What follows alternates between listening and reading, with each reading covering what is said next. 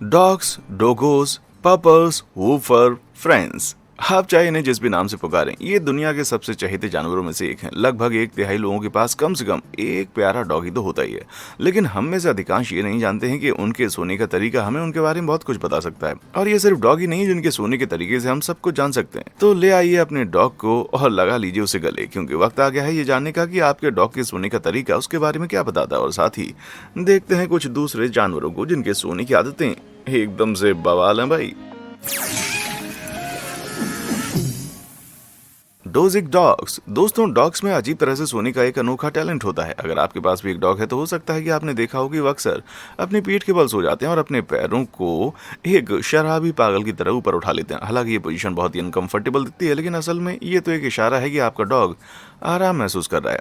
अपने पूरे पेट और अपने सभी ऑर्गन्स के इस तरह एक्सपोज होने से वो इस पोजीशन में बेहद कमजोर होते हैं। तो अच्छा है कि आपका डॉग आप पर भरोसा करता है कि जब वो सो रहा हो तो आप उसे मारेंगे नहीं। एक और कॉमन पोजीशन है पैनकेक। एक बार फिर वो अपने आप को खुला छोड़ देते हैं, इसलिए ये एक भरोसेमंद केयर फ्री पोज है जो अक्सर उनके परिवार यानी कि आपके साथ एक मजबूत रिलेशनशिप की तरफ इशारा करता है। बड़े डॉग्स इस पोजीशन को ज्यादा बार अपनाते हैं क्योंकि ये अकड़े हुए जॉइंट्स में मदद करता है, लेकिन सभी उम्र के डॉग्स इस तरीके से सोना पसंद करते हैं और वो इस तरीके से कभी भी सो सकते हैं, यहाँ तक कि सबसे अजीब जगहों में भी।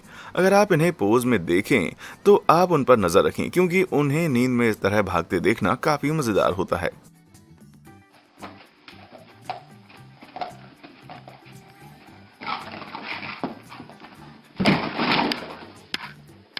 हो सकता है कि अगर वो डॉग इतनी गहरी नींद में नहीं सो रहा होता तो वो इससे बेहतर कंडीशन में होता, पर उस मामले में वो कुछ इस तरह दिखाई दे सकते थे। अगर आपका डॉग पेट के बल सो रहा है और उसके सामने के पंजे पीछे की तरफ मुड़े हुए हैं तो वो शायद बहुत लापरवाही से सो रहा है। आरामदायक दिखने के बावजूद ये पोजीशन काफी रिस्ट्रिक्टेड है और डॉग की मांसपेशियों को गहरी आराम की नींद में जाने से रोकती है। इसका मतलब ये हो सकता है कि आपका डॉग स्वभाव से डरपोक और शर्मीला है, लेकिन फिर भी वो डॉग काफी डेयरिंग है। लेकिन यार, अगर आप लाइक और सब्सक्राइब बटन को क्लिक करने का फैसला करते हैं तो मैं आपको गारंटी दे सकता हूं कि आपको रात में अच्छी नींद आएगी। ऐसा इसलिए है क्योंकि आप ये जानकर अच्छी तरह से सो पाएंगे कि आप मेरे अद्भुत और दिलचस्प वीडियो को फिर से कभी भी मिस नहीं करेंगे। तो फिर कहाँ थे हम? एक घुमावदार पोजीशन में सो रहा ये डॉग, जिसे स्नोबॉल के रूप में जाना जाता है, काफी टाइट होकर सोता है और इसका हमारे द्वारा देखी गई पुरानी पोजीशन से बहुत ही अलग मतलब है। ज्यादातर इसका मतलब सिर्फ यही होता है कि उन्हें ठंड लग रही है और वो जितना हो सके खुद को उतना गर्म रखने की कोशिश कर रहे हैं। अपने पेट को ढककर वो शायद सिर्फ गर्म होने की कोशिश कर रहे हैं। अलग अलग लोगों के आसपास नए नए वातावरण में होने से डॉग अक्सर इसी तरह सोते हैं, क्योंकि ये उनके लिए आरामदायक होता है। इसे ज्यादातर आप एक नए या आवारा डॉग में देख सकते हैं। अपने डॉग को बैठे हुए या खड़े हुए सोते हुए देखना बहुत ही अजीब लग सकता है। भले ही ये मजेदार लगता है, लेकिन ये आपके डॉग के इस तरह की आदत के आदी होने का एक तरीका हो सकता है। सदियों की ब्रीडिंग और ट्रेनिंग ने जर्मन शेफर्ड जैसे डॉग्स की कुछ नस्लों को सीधा सोने का आदी बना दिया है, ताकि वो हमेशा एक्शन के लिए तैयार रहें। खास तौर पर मिलिट्री डॉग्स इस तरह से सोने के मौके को हाथ से नहीं जाने देते, लेकिन सिर्फ पुलिस डॉग्स ही अक्सर खड़े होकर नहीं सोते। पपीज भी अक्सर खड़े रहते हुए सो जाते हैं, क्योंकि वो भी इस मौज मस्ती को चूकना नहीं चाहते। लेकिन एक स्टैंड अप स्लीपर किसी भयानक चीज होने का इशारा भी होता है। अफसोस की बात यह है कि इस तरह से सोना एंग्जाइटी का इशारा होने के साथ साथ आपके डॉग के साथ पहले हुए बुरे बर्ताव का भी इशारा हो सकता है। बैठ दिए जाने के बावजूद फ्लोरिडा के एक कपल ने, जिन्होंने एक रेस्क्यू होम से एक डॉग को गोद लिया था, उन्होंने देखा कि ये बेचारा डॉग सिर्फ खड़े होकर ही सोता था। ये पता चलता है कि उसके पिछले मालिकों ने उसे हर रात इसी तरह सोने के लिए मजबूर किया था और वो इसका इतना आदी हो गई थी कि वो किसी और तरीके से सो नहीं पा रही थी। एक और दिल तोड़ने वाली कहानी जॉर्जिया से आती है, जहाँ एक महिला ने इस कीमती पूडल को एक कथित लाइसेंस ब्रीडर के चंगुल से बचाया था, लेकिन ये पता चला कि वो एक पपी फार्म चला रहे थे। तंग पिंजरों में रखे डॉग्स के साथ ये बेचारा डॉग कभी भी लेट कर नहीं सोया था और इसलिए अपने नए डॉग बेड के पास में खड़ा होकर सो गया। ये अजीब और दर्दनाक कहानियां हैं, लेकिन अगर आप अपने डॉग को इस तरह का बर्ताव करते हुए देखते हैं और थोड़ा सा फिक्रमंद भी हैं, तो एक डॉग थेरेपिस्ट से सलाह लेना मददगार हो सकता है। शुक्र है कि एक ऐसा पोज है जिसे लायंस पोज कहा जाता है, जो एक बहुत ज्यादा कॉमन और पॉजिटिव स्लीपिंग पोजीशन है। लायंस पोज में सो रहे डॉग अपने पंजों के ऊपर सिर रखने से आसानी से सीधे खड़े हो जाते हैं। आप उन्हें अपने पैरों या सामने के दरवाजे के आसपास इस पोज में अक्सर देख सकते हैं, क्योंकि खेलने के लिए तैयार रहने के अलावा वो किसी भी किस्म के खतरे के लिए भी एकदम तैयार रहते हैं। लायंस पोज बहुत ही कॉमन है, लेकिन ये उतना भी कॉमन नहीं है। इसे स्पूटिंग या द सुपरमैन पोज भी कहा जा सकता है। नहीं, आपका डॉग अचानक हवा में छलांग लगाने और अपनी आंखों से लेजर शूट करने वाला नहीं है। इस पोजीशन की वजह से डॉग मिड फ्लाइट में मैन ऑफ स्टील जैसा दिखता है। इस तरह आराम करने पर डॉग आसानी से अपने पैरों पर कूद सकते हैं, ठीक उसी तरह जैसे लायंस पोज में होता है। इसलिए नन्हे शरारती पपीज इसे बहुत पसंद करते हैं। ये मुझे याद दिलाता है कि मैं कुछ ड्रिंक्स पीने के बाद कैसा दिखाई देता हूँ, लेकिन ये किसी बड़ी समस्या का इशारा भी हो सकता है। छोटे डॉग्स आमतौर पर ठीक होते हैं, लेकिन अगर आपका बड़ा डॉग किसी दिन स्पूटलिंग करना शुरू कर दे तो इसका मतलब हो सकता है कि वो परेशान है और अपने पैरों को बाहर निकालने से उसे उसके दर्द को कम करने में मदद मिलती है। ऑस्टियोआर्थराइटिस बढ़ते हुए डॉग्स में एक आम बात है, जिसमें उनकी हड्डियों के सिरों को कुशन करने वाले प्रोटेक्टिव कार्टिलेज आपस में रगड़ते हैं, जिससे दर्द होता है। डॉग इस स्प्लूटिंग पोजीशन को अपना कर अपने दर्द को दूर कर सकता है। एक चोट जो पूरी तरह से ठीक ना हुई हो, वो भी आपके डॉग के स्प्लूट का कारण बन सकती है। इसलिए अगर वो बुरी तरह से गिरते हैं तो आप इस बात पर नजर रखिए कि वो बाद में सोते कैसे हैं।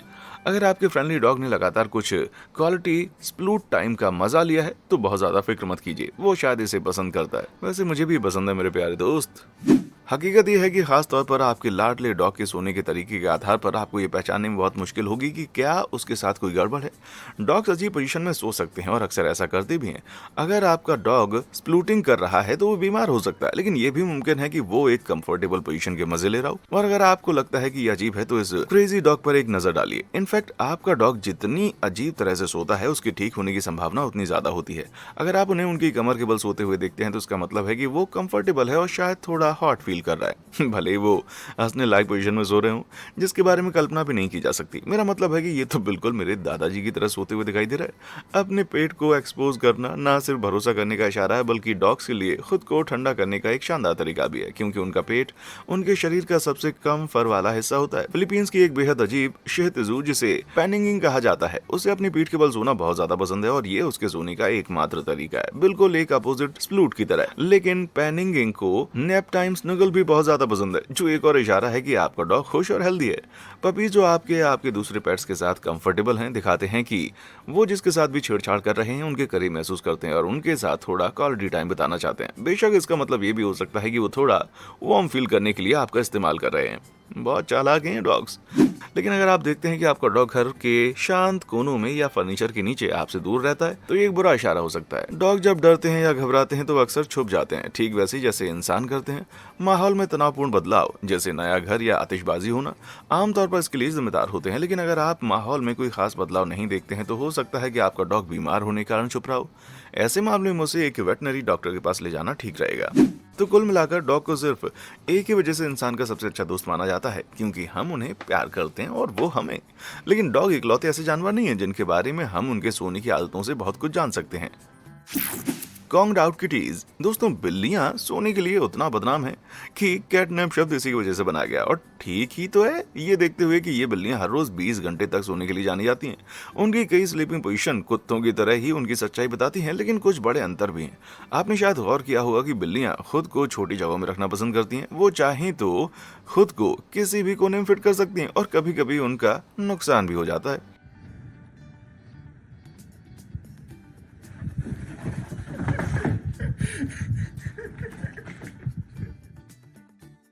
और इस दीवानगी की वजह वेल, तंग जगह उन्हें ज्यादा सुरक्षित महसूस कराती हैं, जबकि एक डॉग डरने पर छुप जाता है। एक बिल्ली अच्छा मूड होने पर भी छुप जाती है। आप जो उम्मीद करते हैं उसके बावजूद ऐसा करने वाली बिल्लियां अक्सर ज्यादा बोल्ड और चंचल होती हैं। वो सोने के लिए सुरक्षित जगहों की तलाश करती हैं, क्योंकि उनको लगता है कि दूसरे उन पर झपटेंगे, ठीक वैसे ही जैसे वो आप पर झपटती हैं। अगर आपके पास एक बिल्ली है तो आप शायद उनकी आधी खुली आंखों को भी पहचानते होंगे। अगर उनकी आंखें ठीक से बंद नहीं है और उनके कान फैले हुए हैं तो इसका मतलब है कि वो आराम कर रही हैं, लेकिन पूरी तरह से सो नहीं रही हैं।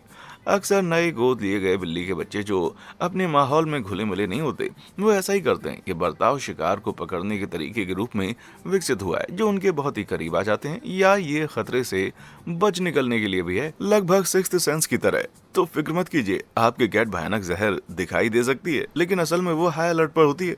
जी हाँ, ज़ॉम्बी अटैक को टाला जा सकता है।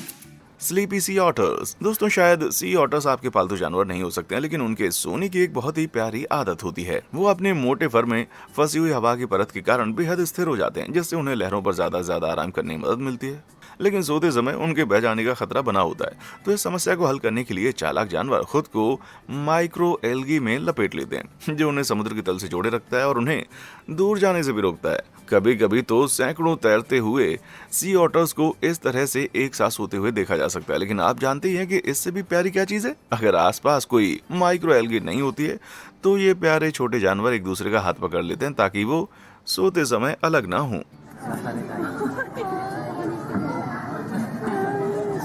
平べったい寝方笑ってる。 अरे वाह, कितने क्यूट हैं ये। खतरे में जिराफ। दोस्तों याद कीजिए कैसे बिल्लियां हर दिन 20 घंटे तक सो सकती हैं, लेकिन अगर आप जिराफ से ये कहेंगे तो शायद वो रोने लगेंगे।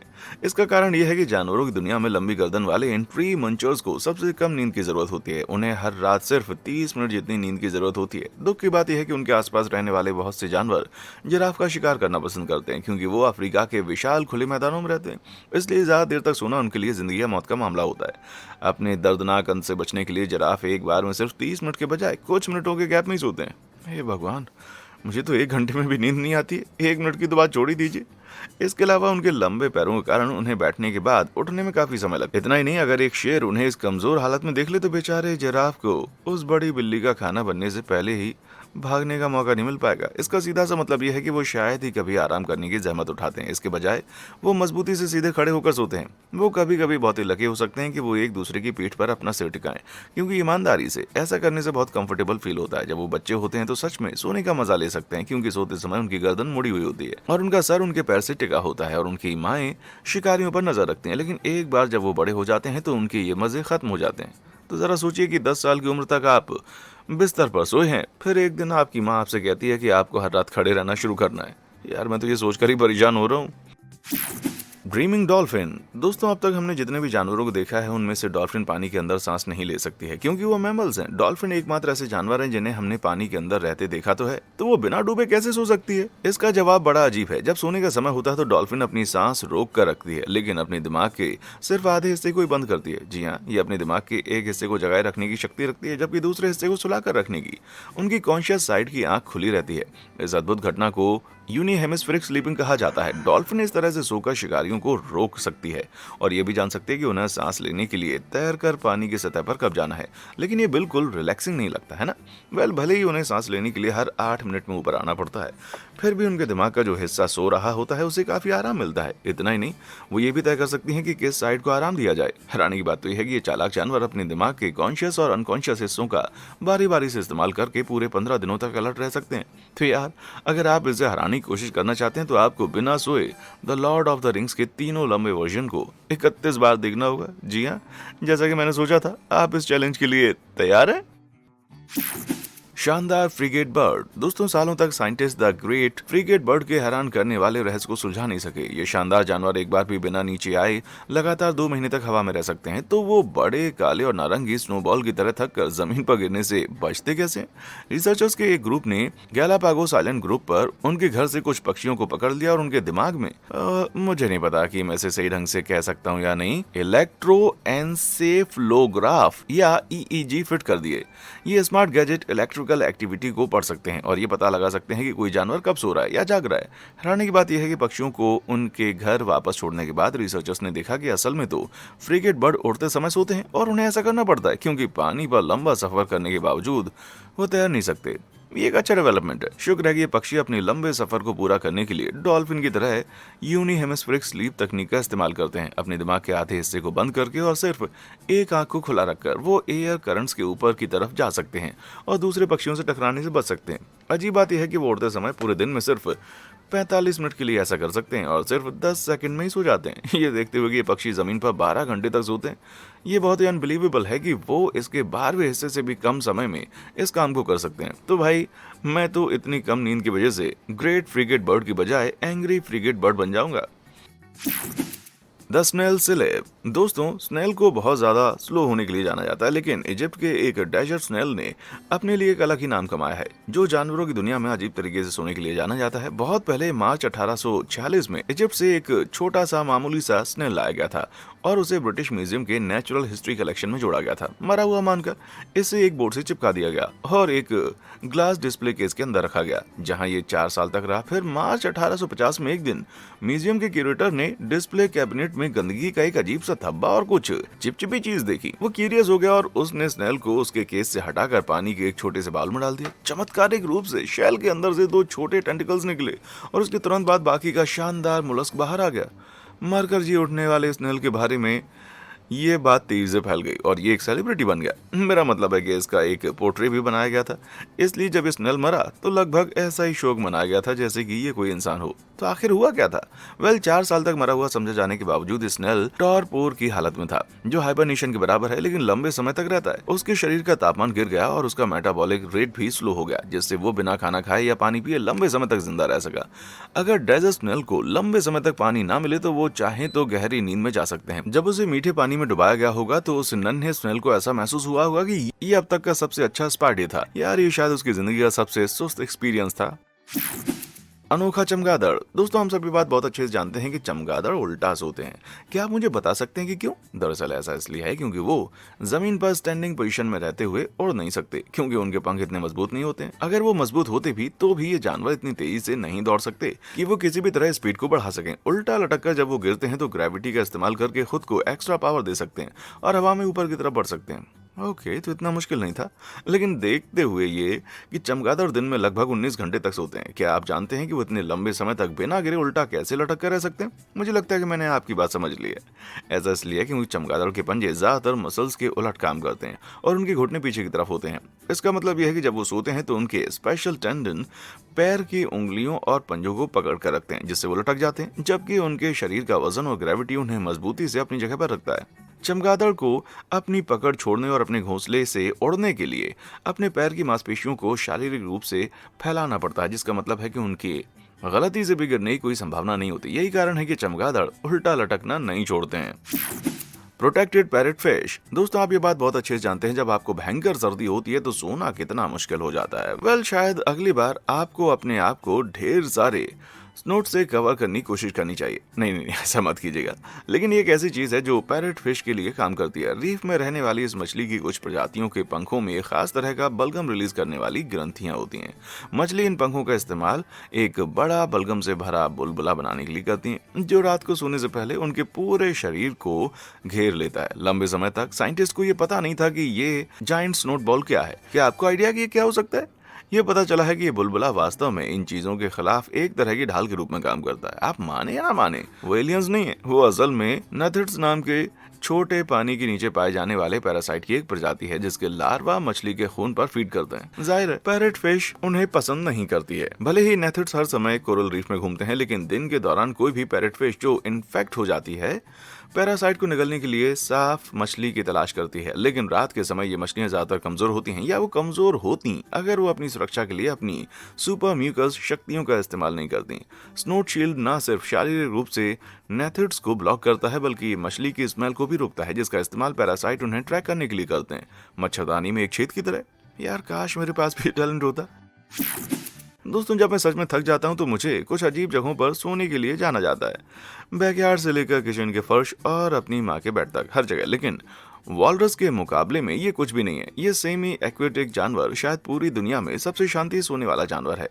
वो पानी की सतह पर तैरते हुए समुद्र के तल पर अपने दांतों के सहारे बर्फ को पकड़कर और जमीन पर भी सोते हैं। जब वो पानी में डूबे हुए होते हैं तो यूनी हेमिस्फेरिक स्लीप का इस्तेमाल करते हैं, क्योंकि डॉल्फिन की तरह वो पानी के अंदर सांस नहीं ले सकते। लेकिन लंबे समय तक झपकी लेने के लिए वो अपने सिर को पानी के ऊपर रखते हैं और नाव की तरह इधर उधर घूमते हैं।